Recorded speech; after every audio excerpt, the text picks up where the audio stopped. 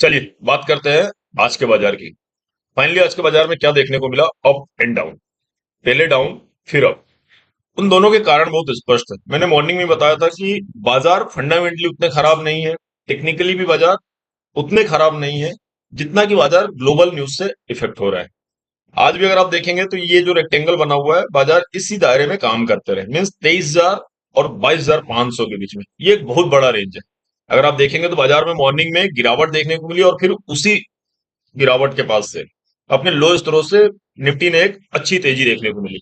Bank Nifty की बात करें तो बैंक निफ्टी में भी आज 2% के आसपास की तेजी, सेंसेक्स में भी 1% से ज्यादा की तेजी और निफ्टी में भी 1% से ज्यादा की तेजी देखने को मिली है। बैंक निफ्टी 52,609 के आसपास, 52,600 के आसपास बंद हुए हैं और निफ्टी भी 22,960 के आसपास बंद हुई है। देखिए अभी भी 23,000 का जो लेवल है निफ्टी के लिए वो बहुत इंपॉर्टेंट है। मैंने मॉर्निंग में ही बताया हुआ था कि अगर निफ्टी 23,000 के लेवल के ऊपर निकलती है और कुछ देर टिकती है तो निफ्टी में स्थिरता देखने को फिर से मिल सकती है या फिर मजबूती देखने को मिल सकती है। चलिए आज देखते हैं बाजार में हुआ क्या। बाजार में देखिए इस लेवल से ओपन में बाजार बाजार में गिरावट देखने को मिली और फिर बाजार में एक अच्छी तेजी देखने को मिली और बाजार फाइनली इस लेवल पर बंद हुए जाके। बाजार फाइनली इस लेवल पर बंद हुए। देखिए गिरावट का जो कारण था वो स्पष्ट था। आज 6 अप्रैल का दिन था। स्ट्रेट हॉर्मुज को ओपन करने के लिए जो टाइमलाइन दी हुई थी अमेरिका ने ईरान को, वो आज की तारीख थी, जिसके कारण एक पैनिक की सिचुएशन थी और बाजार में एक मामूली सी ही परंतु लगभग 150 अंकों की गिरावट मॉर्निंग सेशन में रजिस्टर की गई। परंतु उसके बाद एक न्यूज आई। अमेरिकी मीडिया एक्सप्रेस ने बताया कि दोनों देशों के बीच में, ईरान इजराइल या ईरान यूएसए मान लीजिए, दोनों देशों के बीच में 45 दिन का सीज फायर लागू हो सकता है। इस दौरान स्थायी समझौते पे या स्थायी शांति समझौते पर बातचीत होगी और इस बातचीत में पाकिस्तान, मिस्र और तुर्की अपनी मध्यस्थता निभाएंगे।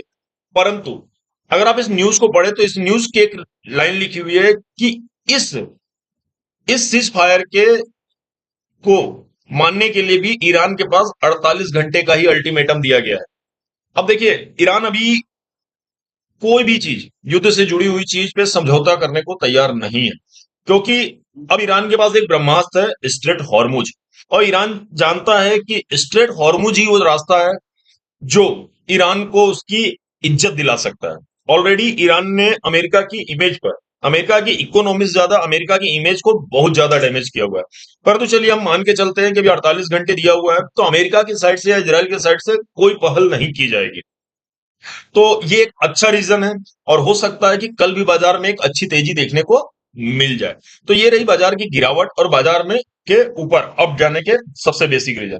इसके अलावा आप देखेंगे, मैंने सुबह भी आपको बताया था कि आरबीआई की monetary policy, RBI monetary committee की बैठक आज से शुरू हुई है। अब आरबीआई की मॉनेटरी कमेटी की बैठक हुई है जिसके बाद 8 तारीख को आरबीआई की मॉनेटरी पॉलिसी आएगी।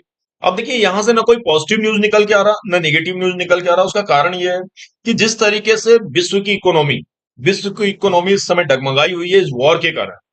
अगर आप देखेंगे तो डॉलर जो है 93.00 पर अभी चल रहा है, 93.00 पर चल रहा है। आज भी डॉलर में 0.41%, आज भी डॉलर में 0.4% के आसपास की तेजी देखने को मिली है।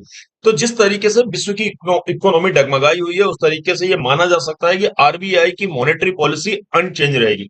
मींस रेपो रेट में कोई भी चेंज देखने को नहीं मिलेगा। जो ब्याज दर लागू था वही यथावत रहेंगे। अब देखिए बीटीएसटी में मैंने आपको 2 ट्रेड बताए हुए थे। एमसीएक्स 2480 का कॉल ऑप्शन स्टडी करने के लिए दिया हुआ था सेकंड ट्रेंड का। एमसीएक्स 150 से मैंने आपको बताया हुआ था, अगर आपने उसकी स्टडी की होगी तो आपने देखा होगा या आपने उसे वॉच किया होगा। तो एमसीएक्स 2480 का कॉल ऑप्शन 170 के आसपास या 175 के आसपास क्लोज हुआ है। अगर मैं बात करूं ट्रेंड की तो ट्रेंड में भी अच्छे मूवमेंट देखने को मिले। ट्रेंड भी दिए हुए या बताए हुए प्राइस से लगभग 25 से 30 रुपए ऊपर कैश सेगमेंट में चल रहा है। तो देखिए बाजार आज का मिला जुला रहा, परंतु आज ये मान सकते हैं कि बाजार में आज तेजी देखने को मिली, क्योंकि फाइनली बाजार, सभी बाजार इंडेक्स पॉजिटिव बंद हुए हैं और ये उम्मीद की जा सकती है कि कल कल भी बाजार में एक अच्छी तेजी, न भी सही परंतु एक स्टेबिलिटी देखने को मिलेगी और हो सकता है कि तेजी भी देखने को मिल सकती है। तो बाजार में अभी जो व्यू है सीज फायर की इस न्यूज के बाद पॉजिटिव न्यूज है। इसके अलावा अगर आप सीज फायर से न्यूज जुड़ी हुई न्यूज देख रहे हैं तो सीज फायर से एक जुड़ी हुई न्यूज और है कि इस्लामाबाद, या ये समझिए कि पाकिस्तान ने एक प्लान रखा हुआ है सीज फायर का। ईरान और अमेरिका के बीच में एक प्लान रखा हुआ है कि सीज फायर जो होगा वो 2 चरणों में होगा। पहले चरणों में तुरंत तत्काल प्रभाव से युद्ध को रोक दिया जाएगा, मीन्स कोई भी देश एक दूसरे से, युद्ध में जुड़े हुए सभी देश एक दूसरे पे हमला नहीं करेंगे। और दूसरे चरण में शर्तों पर, या सीज फायर किन शर्तों पे किया जा रहा है, किस तरीके से किया जाएगा, इन चीजों पर बात की जाएगी, या सीज फायर के समझौतों पर बात किया जाएगा। तो पाकिस्तान की तरफ से ये भी एक न्यूज आया है।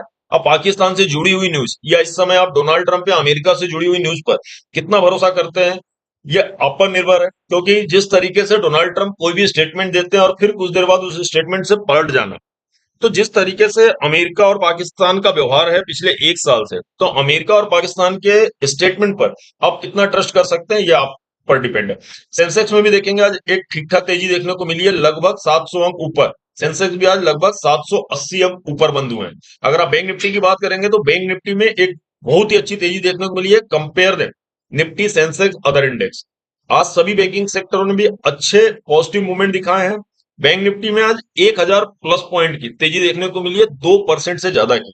अगर आप देखेंगे कि वॉर के टाइम पे बैंक निफ्टी ही सबसे ज्यादा दबाव में थी, तो इस बात को ध्यान रखिएगा कि जब भी वॉर के सीज फायर का फाइनल ऐलान आएगा, तो बैंक निफ्टी ही सबसे पहले, या सबसे ज्यादा तेजी बैंक निफ्टी में ही आपको देखने को मिलेगी। परंतु अगर फिर से ये सीज फायर नहीं होता है अभी, तो सबसे ज्यादा इम्पैक्ट भी उसका बैंक निफ्टी पर ही देखने को मिलेगा।